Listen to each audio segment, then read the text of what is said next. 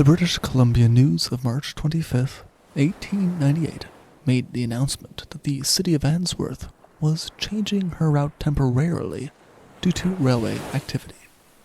Quote, "The steamer Ainsworth is scheduled next week to begin trips on the run between Kuskonook and Bonners Ferry for a tri-weekly run. The Ainsworth has been undergoing repairs and a thorough overhauling at Kaslo for several weeks past, and will be in good condition for the run. Captain Lean will be her master, and W. Marshall, purser."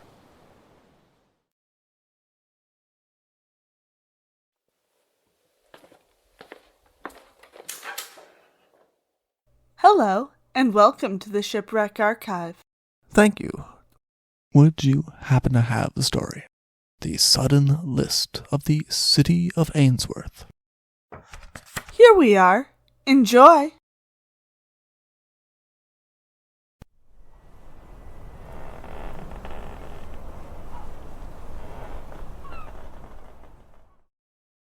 The City of Ainsworth would not just travel between Kuskonook and Bonners Ferry.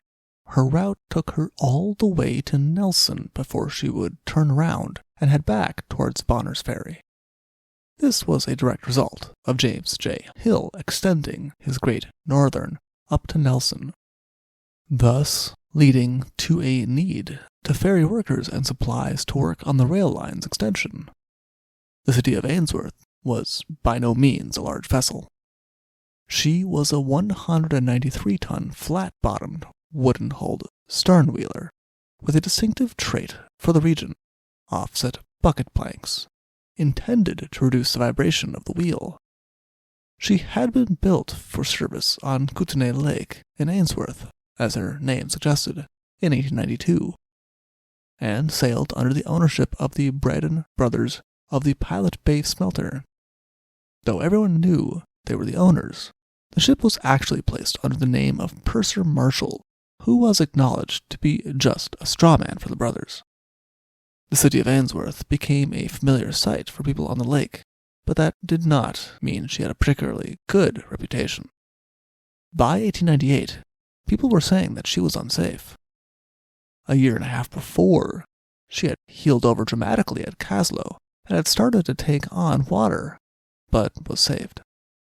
In 1898, a reporter with the Cascade Record took a trip on the City of Ainsworth and expressed himself relieved when the voyage was completed safely. Whether or not this was before or after her overhaul in March was not stated. The ship's manager would admit that the ship leaked previously to the overhaul, but insisted that after the overhaul, she had not leaked at all, had a hull thicker than any other ship on the lake, and had her machinery inspected and improved by both Canada and the United States. Through the summer, there was not much traffic for the steamship as she plied the lake, and it seemed as though the enterprise might be a failure.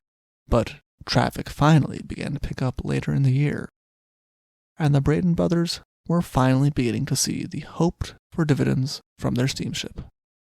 When the City of Ainsworth departed from Nelson on her regular voyage at 2:15 in the afternoon of November 29, 1898, she had on board 19 passengers and a crew of 12. Captain Lean was in command of her, as he had been from when she was placed on the route, traveling between Nelson and Bonners Ferry. The crew was new, however, and consisted of only 4 practical sailors. As fuel, they took on 7 cords of wood on board, which was stacked on the deck.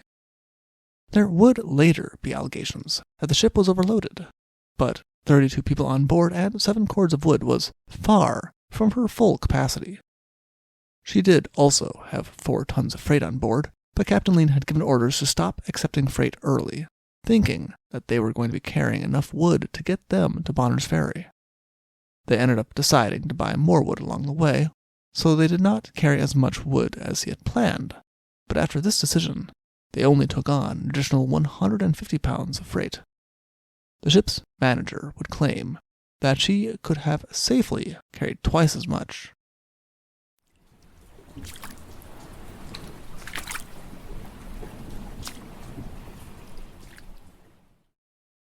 Captain Lean would later state that the City of Ainsworth had a completely normal voyage up to Pilot Bay, and they had been traveling at their normal pace, right on schedule. One of the firemen departed the ship at Pilot Bay, which would later cause speculation that he had realized something was wrong, but he would write himself that it was because he had not been able to get up enough steam in the boilers of the City of Ainsworth, and had therefore gone back to his position on the steamship, the Alberta. At Pilot Bay, Captain Lean had started his watch, and before heading to the bridge, he had inspected the hold, something he said was a habit of his. All was well. He then took his place on the bridge of the ship, something that was in conflict with a later claim by one of the passengers that the captain had been at his dinner when things had gone wrong. Almost as soon as the City of Ainsworth departed from Pilot Bay, a storm struck them. The storm was mentioned by other people, but strangely not by Captain Lean in his account written for the Nelson Miner. Perhaps he considered the storm to also be one of the normal occurrences of the voyage. It was when they arrived at Crawford Bay at around 7:30 at night that the engine room informed Captain Lean through the speaking tube that the City of Ainsworth was taking on water. Captain Lean told the man at the wheel to head towards land in case they needed to ground the vessel, and then went to investigate the leak. What Captain Lean discovered was that in a space of half an hour, since he had started his watch and inspected the hold, the vessel had gone from completely dry to having taken on enough water to be in danger. Captain Lean went back on deck and gave the order to throw 4 cords of wood on the deck overboard in an attempt to lighten the ship enough to save her. It didn't take that long to unload the wood, but by the time it was done, Captain Lean was able to check how much water had gained. There was enough water in the hold that Captain Lean gave the order to ready the ship's boats. The City of Ainsworth was developing a dramatic list, and the crew struggled to free the lifeboats from the davits and launch them. First mate Ferry launched the starboard lifeboat first, into which 6 people quickly leapt, upsetting the boat and dumping all of them into the rough waters at Lake Kootenay in a storm. Only one man, who was able to struggle out of his overcoat and boots once he was in the water, was able to get back onto the deck of the City of Ainsworth. The rest of the men were lost. On the port side of the boat, Captain Lean was launching the other boat. A passenger named Neil Campbell would later complain that when he came up on deck there was no one at the wheel anymore, and Captain Lean had been the first man in the port side boat. But Captain Lean replied to this charge that he had just lost 2 of the 4 experienced sailors he had in the launching of the now lost starboard lifeboat. He had no choice but to take on the launching of the lifeboat himself if he wanted it done. With the port side boat ready, they were getting ready to take more people on board. But again, panicked people from the ship leapt into the boat, upsetting it. 4 more men were lost this way, but the remainder were able to get a hold of hog chains to save themselves. Captain Lean was among them, and he brought with him the upturned lifeboat. He had tried to right it already with the help of one of the deckhands, who had also ended up in the water, but they had discovered that the 2 of them alone were not enough, and they could only sit on the bottom of the boat. Once they reached the hog chains, they were able to sit in them and work together with 2 other men to right the boat.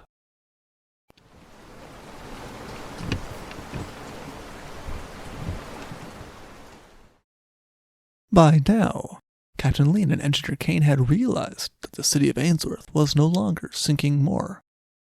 The heavily listing ship was not a comfortable ship to remain on, but she was not in any immediate danger of sinking.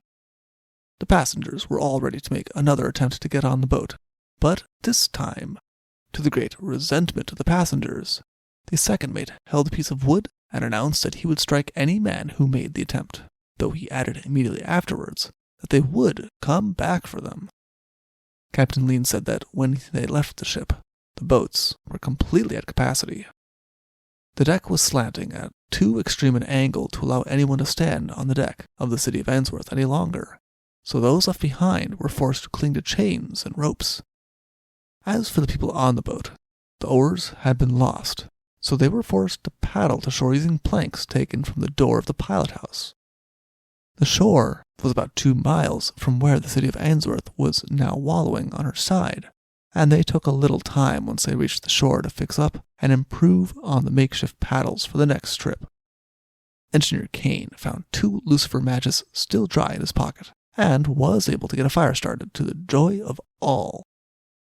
The second trip to the city of Ainsworth allowed them to bring back 7 more men, and a third trip allowed them to bring back the remainder. This also allowed them to take stock of how many had been lost. In total, 6 members of the crew and 3 passengers were lost in the upsetting of the boats. The newspapers were quick to blame a group of Italian laborers for having been the ones to upset the boats after panicking, but the newspapers also claimed that they were all lost. 3 of the people lost were Italian laborers, but some of them also survived, which suggests that they were not the only ones to rush the boats since, for the most part, those who survived were the ones to remain on the ship. Once they had recovered enough, Engineer Kane, one of the deckhands, and one of the passengers took the boat and rowed to Pilot Bay to get help. It was a trip of a few hours in rough water, but they safely reached their destination and hired the tugboat, the Kaslo, which went and fetched the rest of the crew. The Kaslo was not done with the city of Ainsworth, however. The afternoon after the accident, Purser Marshall, a member of the crew, and one of the passengers named Long were brought to the wreck. Long would later complain that they had not searched for the remains of any of those lost, used long poles to save their own belongings from the cabin, but not tried to save any of the freight he had on board, and not secured the city of Ainsworth to the bank so she could not be further damaged. Captain Lean responded to these charges by stating that they could not fasten the city of Ainsworth to the shore because the lines that were on the ship were 15 feet under water. They also could not get to the freight because, unlike fishing things from the cabin, that would have required cutting a hole in the deck, which would have allowed water to rush into the partially submerged vessel, causing more damage. As for finding the remains of those lost, they had searched for 2 days along the beach for a distance of about 12 miles and found nothing. There were also whisperings that the crew had been hitting the bottle, and that was why the disaster had been so dramatic, but Captain Lean disagreed with this as well. He had been very aware that his entire crew was a new one. He had given careful instructions to the steward that none of the crew was to be served anything that would cloud their judgment, and he had been patrolling the ship often to ensure the fresh crew was doing everything that was needed.